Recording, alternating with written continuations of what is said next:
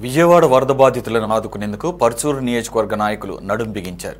ముంపు ప్రాంత బాధితుల కోసం పర్చూరుకు చెందిన నేతలు భారీ విరాళాన్ని ముఖ్యమంత్రి సహాయ నిధికి అందజేశారు. పర్చూరు నియోజకవర్గ నాయకులు విక్రమ్ నారాయణరావు ఆధ్వర్యంలో 1,55,555 రూపాయలను విరాళం అందజేశారు.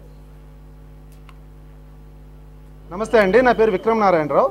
10 సంవత్సరాల కిందట ఇక్కడే ఇదే సింగ్ నగర్లో విజయవాడలో ఉండేవాళ్ళమండి. ఇప్పుడు బాంబేలో ఉంటున్నామండి, ఫార్మాస్యూటికల్ కంపెనీ.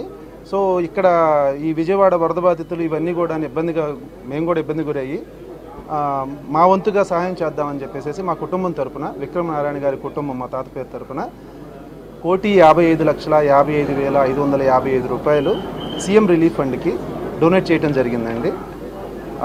ఇది మాకు కానీ, మా కుటుంబానికి కానీ, మా గ్రామ ప్రజలకు కానీ, మా కాన్స్టిట్యున్సీ పర్చూరు కాన్స్టిట్యున్సీకి కానీ ఎంతో ఆనందాన్ని ఇస్తుందని చెప్పేసి ఆశిస్తున్నాము. ఇప్పుడే సీఎం గారిని కలవటం జరిగింది. సీఎం గారిని కలిసి చెక్ ప్రజెంట్ చేసి రావటం జరిగిందండి.